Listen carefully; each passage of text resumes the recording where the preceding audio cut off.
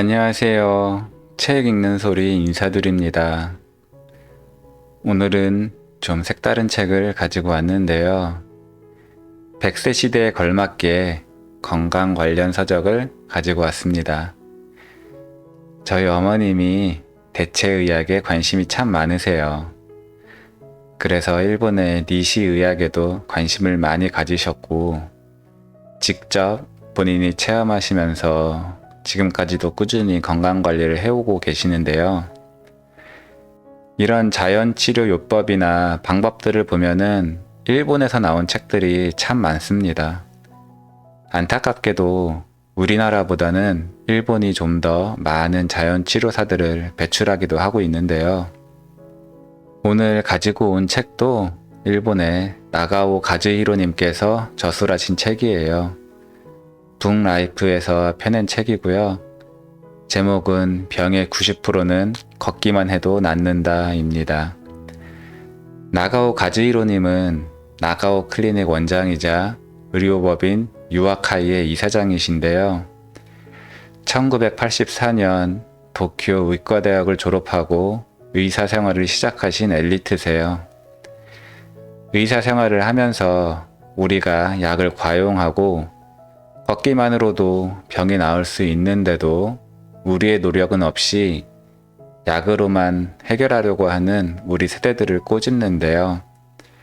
이 책에는 걷기만 했을 뿐인데 어떻게 대부분의 병이 낫는지, 그리고 우리들이 어떤 의료 상식에 속고 있는지, 어떻게 걸어야 잘 걷고 건강에도 좋아질 수 있는지 설명을 해줍니다. 그리고 이렇게 잘 걷고 올바른 생활을 하는 사람들은 어떻게 달라지는지도 알려줍니다. 과연 우리는 어떤 상식들을 잘못 알고 있는지, 어떻게 해야 하는지 한번 같이 보시면서 알아보실까요? 걷지 않는 현대인은 늘 아프다. 당뇨병 환자 950만 명으로 증가, 고혈압 환자 전국적으로 4천만 명에 육박, 고지혈증 환자가 2천만 명이라니, 치매 환자 460만 명, 예비군까지 더하면 900만 명으로 밝혀져 신규 암 환자 연간 100만 명 발생, 국민의 37만 명이 매년 암으로 생명 잃어. 해마다 위와 같은 뉴스가 꼬리에 꼬리를 물고 귀에 들어온다. 이어서 질병 발생률이 심상치 않습니다. 10년 뒤에는 더욱 증가하리라 예상됩니다. 정말 큰일입니다. 하며 다소 호들갑 섞인 해설이 이어진다. 그러나 이 병들의 대부분은 단순히 걷지 않는 생활 방식이 원인일 수 있다. 오키나와의 위기라는 말을 들어본 적이 있는가?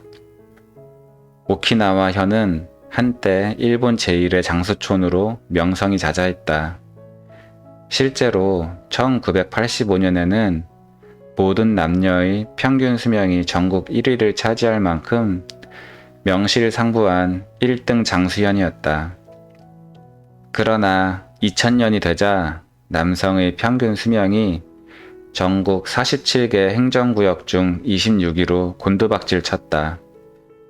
2010년 조사에서는 30위까지 전락했다.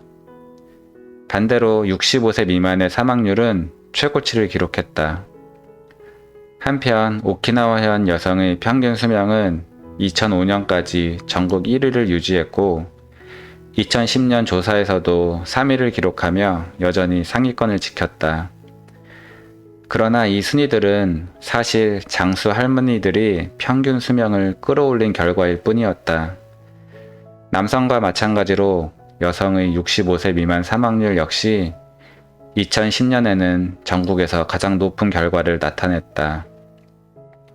오키나와에 사는 65세 미만 인구의 사망률이 전국에서 가장 높은 까닭은 무엇일까? 우선 식생활을 원인으로 꼽을 수 있다. 예로부터 오키나와에는 식이섬유가 풍부한 삶은 고구마를 주식으로 삼았는데 제2차 세계대전 패배 후 미국의 통치를 받는 동안 서구의 고지방, 고칼로리 식사가 일상생활에 파고들었다. 도쿄 긴자에 위치한 맥도날드 1호점보다 약 10년이나 앞서서 패스트푸드 점포가 진출했고 순식간에 패스트푸드 천국이 되었다. 그 결과 대사증후군 환자가 증가했다. 오키나와의 장수 순위가 추락한 주요 원인을 하나 더 꼽자면 승용차 의존율이 높은 자동차 중심 사회로 변화하면서 사람들이 점차 걷지 않게 되었다는 점이다. 오키나와는 더위가 지독한 데다 택시비가 저렴하기 때문에 어릴 적부터 짧은 거리도 두 다리를 쓰는 대신 택시를 이용하는 사람이 많다고 한다. 결국 모든 문제는 식사와 운동이다. 내가 운영하는 병원에는 관리 영양사 4명이 근무하는데 환자들은 언제든지 영양 상태를 상담받을 수 있다. 류마티즘, 관절염 같은 교환병, 아토피성 피부염, 기관지 천식, 편두통 등 언뜻 식사와 무관해 보이는 병이라도 식생활을 개선함으로써 약 없이 간단히 치료가 가능한 환자도 적지 않다. 그렇다면 식사와 운동 중 어느 쪽이 먼저일까? 양쪽 모두 중요하지만 몸을 움직이지 않으면 배가 고파질 일도 없다. 아무리 균형 잡힌 식사를 해도 칼로리를 소비하지 않으면 영양 과다에 빠지기 쉽다. 그러니 우선 몸을 움직이고 걸어야 한다. 400년 전 사람들은 매일 3만 보를 걸었다. 요즘 하루에 10,000보를 걸으세요 라는 말을 자주 듣지만 약 400년 전인 에도 시대의 서민은 대체로 3만 보를 걸었다고 한다. 현대인보다 6배나 많은 수치다. 당시에는 자동차도 없었고 업무 시간 내내 컴퓨터 앞에 앉아서 일하는 사무직도 없었으니 무슨 일을 하건 우선 걸어야 했을 것이다. 19세기 말에서 20세기 초반에 살았던 사람들도 제법 많이 걸었는데 당시 회사원의 보행량은 에도 시대의 서민과 비슷했다고 한다. 그러나 대중교통이 확충되고 자전거, 오토바이, 자동차 등 편리한 교통수단이 보급된 뒤로는 좀 걸어볼까 하고 의식하지 않으면 걷지 않게 되었다. 여러분은 하루에 몇 걸음 정도를 걷는가? 저는 꽤 걷는 편이에요 하고 자부하는 사람이라도 하루 3만 보에는 당연히 미치지 않을 것이며 만보계로 측정하면 기껏해야 6,000, 7,000보 정도가 나올 것이다. 기업 임원처럼 운전기사가 딸린 전용 차량으로 출퇴근하는 사람은 하루 몇백 보에 그치기도 한다. 회사원이 직급이 오를수록 걷지 않는다는 연구 결과도 있다. 이 조사에 따르면 과장 및 차장급은 하루 평균 7,000보, 부장급은 하루 평균 5,000보, 승용차를 제공받는 임원급은 하루 평균 3,000보를 걷는다고 한다. 생활이 편리해지고 사회적으로 높은 지위에 오를수록 역설적으로 건강에서는 멀어진다. 그러니 지난 반세기는 걷기를 잃은 시대이기도 하다. 에도 시대의 건강요법서 중에는 가이바라 에키켄이 쓴 양생훈이라는 유명한 책이 있다. 에키켄은 이 책에서 약을 쓰지 않고 건강하게 오래 사는 양생법을 제안했고 본인 역시 85세까지 장수를 누렸다. 금욕적인 생활만 강요하겠군 하는 거부감이 들지 모르지만 본문을 자세히 읽어보면 그렇지도 않다. 에키케는 술을 즐겨 마신 듯하고 육식도 했으며 성욕 또한 억지로 참으면 몸에 나쁘다고 주장하는 등 결코 쾌락을 부정하지 않았다. 다만 지나침을 금할 뿐이었다. 욕구란 무턱대고 억누르기만 해도 해롭고 맹목적으로 좁기만 해도 해로운 법이다. 포만감의 80%만 채우는 식사가 건강에 좋다는 말처럼 에키켄도 무슨 일이든 조금 모자란 정도가 딱 좋다고 말했다. 양생우는 이처럼 식사, 음주, 성생활 등에서 중용을 지키는 생활 방식이 얼마나 중요한지를 거침없이 밝히는데 신기하게도 걷기는 거의 다루지 않는다. 이는 얼마 전 에키켄에서 걷기에 관한 한 수 배우고자 양생훈을 다시 읽으면서 새롭게 깨달은 사실이다. 예상과 달리 양생훈에는 걷기에 관해 이렇다 할 언급이 없었던 것이다. 처음에는 고개를 갸우뚱했지만 곰곰이 생각해보니 금세 짐작이 갔다. 당시의 이동수단은 걷기밖에 없었던 만큼 구태여 그 효능을 설명하지 않아도 누구나 충분히 걸어 다녔을 것이다.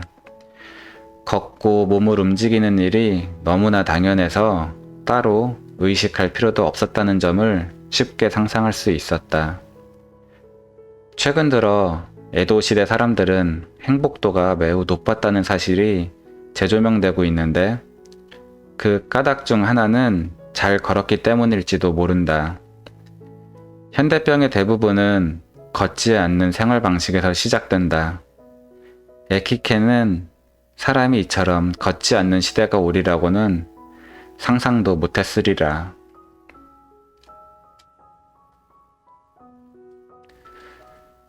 걷는 사람은 얼굴부터 다르다. 오랜 세월 매일같이 진찰을 하니 촉진이나 문진을 하기도 전에 이분은 잘 걷는구나. 이 환자는 별로 안 걷겠네 하고 얼굴만 봐도 가늠할 수 있게 되었다. 여러 번 강조했듯 걸으면 세로토닌이라는 행복 호르몬이 퐁퐁 솟아난다. 그래서인지 평소에 잘 걷는 사람에게는 만족감이 넘치는 독특한 표정이 있다. 세로토닌 얼굴이라고나 할까? 정확히 설명하기는 어렵지만 균형 잡힌 뇌내 호르몬이 얼굴에도 반영되는 것이다. 현재에 만족한 듯한 느긋하고 자연스러운 분위기가 전해진다. 세로토닌 얼굴을 기분 좋은 얼굴이라고 말해도 되겠다. 하루 1시간 정도 걸어요 라고 말하는 환자 중에 안절부절 못하거나 사소한 문제에 예민하게 반응하는 사람은 없다. 적어도 내 주변에는 말이다. 나도 그렇게 되고 싶다. 반대로 걷지 않는 사람도 얼굴에 상태가 드러난다. 세로토닌 얼굴의 반대라고 하면 짐작할 수 있을까? 최근에는 60에서 65세 정년을 맞으므로 은퇴 후에 남은 일생이 길다. 그러나 딱히 할 일이 없어서 매일 집안에서만 시간을 보내고는 한다. 특히 남성 중에는 은퇴 후에 치매에 걸리는 경우가 많다. 반면 정년 후에 찾은 여유로운 시간을 활용해 걷기 즐거움에 눈뜬 사람도 있다. 그런 분들은 잘 걷는 덕에 직장 생활을 할 때보다 혈색이 한결 좋아지고 세로토닌 얼굴이 된다. 후기 고령자라고 일컫는 75세 이상이 되어도 흰머리나 주름은 있을지언정 긍정적이고 생기 넘치는 인상이 느껴지는 분도 있다. 그런 분에게 평소에 자주 걷는지 여쭤보면 10중 8구 즐겨 걷는다는 대답이 돌아온다. 뇌 안은 눈으로 볼 수 없고 직접 열어 측정할 수도 없지만 걸으면 세로토닌이 분비돼 행복해진다는 말은 사실이다. 약이나 건강보조제를 먹지 않고 오직 걷기만 해도 행복을 느낄 수 있다. 이런 단순한 사실을 모르고 평생을 사는 사람과 걷기의 효능을 깨닫고 날마다 걷는 사람 중 어떤 인생이 행복할까? 당연히 후자일 것이다. 달리다 보면 어느새 피로와 고통이 사라지고 날아갈 듯이 황홀한 느낌에 감싸일 때가 있다고 한다. 이른바 러너스 하이 현상이다. 걷기도 똑같아서 계속 걷다 보면 행복이 밀려와 멈출 수 없을 때가 있다. 어떤 사람이 걷기에 푹 빠진 이유는 이러한 워킹 하이를 깨달았기 때문인지도 모른다.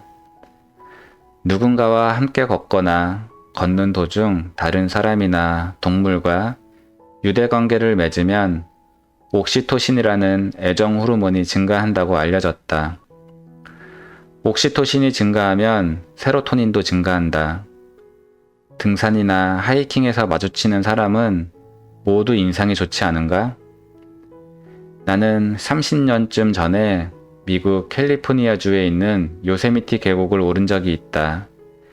그 안을 걸어다니며 안전을 지키는 순찰대원과도 마주쳤는데 모두 굉장히 친절한 얼굴이었다.